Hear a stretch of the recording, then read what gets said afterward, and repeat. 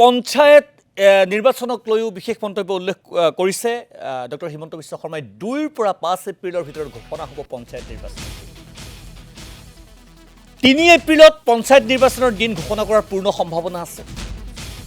Facebook live যোগে এই কথা উল্লেখ কৰে মুখ্যমন্ত্ৰীয়ে তেখেতে কৈছে 2 পৰা 5 আমাৰ হাতত পৰা তথ্য অনুসৰি 3 এপ্ৰিল তেখেতে কয় যে অসমত শিক্ষাৰ আন্দোলনো হ'ব আৰু গণতন্ত্ৰ আন্দোলনো হ'ব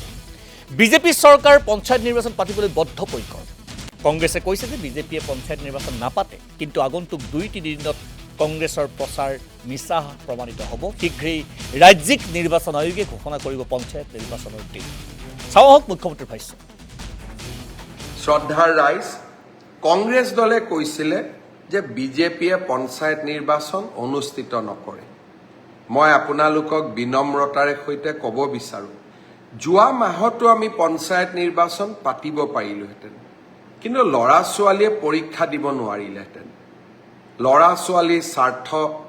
মোৰ ভাগিনসকলৰ স্বাৰ্থ মোৰ বাবে আটাইতকৈ ওপৰত পৰীক্ষাৰ পৰিৱেশ শেষ হৈ গ'ল অহা 2 এপ্ৰিলৰ পৰা 5 এপ্ৰিলৰ ভিতৰত নিৰ্বাচনী আয়োগে পঞ্চায়ত নিৰ্বাচন ঘোষণা কৰিব আমি শিক্ষাৰ আন্দোলনো কৰিম গণতন্ত্ৰৰ আন্দোলনো কৰিম কংগ্ৰেছ দলৰ আৰু এটা প্ৰচাৰ অহা 3-4 দিনৰ ভিতৰত ভুৱা বুলি প্ৰমাণ হ'ব